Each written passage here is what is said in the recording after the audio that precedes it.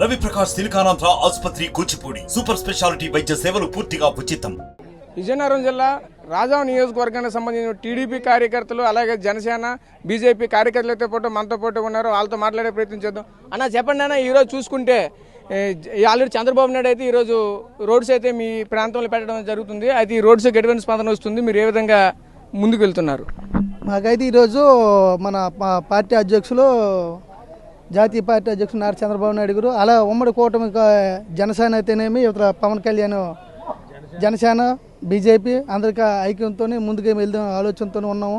అలానే ఈ రాజ్యంలో అత్యధిక మెజారిటీతో గెలిపించి ఈ మూడు పార్టీలు ఉమ్మడి అభ్యర్థి అయినటువంటి మురళీ గారిని, అలానే మా ఎంపీ అభ్యర్థి వంటి కలిసేటి అప్పలాడి గారిని భారీ మెజారిటీతో గెలిపించి మా ముగ్గురు అధినాయకులకు కూడా ఒక గిఫ్ట్గా ఇద్దామనే ఆలోచనతో మా యొక్క గ్రామాల నుండి లక్షలాది మందిగా జనాలు ఫుల్గా వేలాది మందిగా వచ్చి ఈ కార్యక్రమానికి అందరూ హాజరవుతున్నారు. అలానే మా అధినాయక్ గారు వస్తున్నారని చెప్పి ఈరోజు మేము స్వాగతం పలకడానికి మా కూటమితో అందరూ కలిపి మేము ముందుకు వచ్చి ఉన్నాం అన్నమాట. అన్న మీరు చెప్పండి అన్న. నారా చంద్రబాబు నాయుడు వస్తున్న శుభ సందర్భంగా రాజాం పుర ప్రజలందరూ ఆనందోత్సవంతో వెలువెత్తుతున్నారు. ఈ యువగల సభ అనేది విజయవంతం చేస్తున్న సందర్భంగా మన ఎన్డీఏ కూటమి అభ్యర్థి కొండ్రు మురళీమోహన్ భారీ మెజార్టీతో గెలుస్తారని అందరూ ఆశాభావంతో ఎదురు చూస్తున్నాం. అంటే ఏ విధంగా మీ బీజేపీ తరఫున ఎటువంటి మద్దతు తెలియజేస్తున్నారు? మా ఎన్డీఏ అభ్యర్థి కొండ్రు మురళి గారికి మా బీజేపీ తరఫున మా కార్యకర్తలందరం 24 గంటలు పనిచేసి భారీ మెజార్టీతో గెలిపిస్తామని కోరుకుంటున్నాం.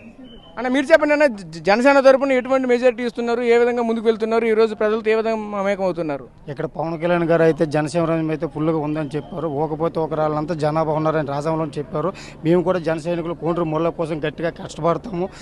కష్టపడి ఓటు బ్యాంకింగ్ కూడా ఓటు వరకు తీసుకెళ్లి సరైన సైకిల్ ఊతుపై ఓటు వేయించి ఈ ఉమ్మడి అభ్యర్థి కొండ్రు మురళ గారిని గెలిపిస్తామని ఈ జన సైనికులుగా మాటిస్తాం. జై జనసేన, జై తెలుగుదేశం, జై బీజేపీ.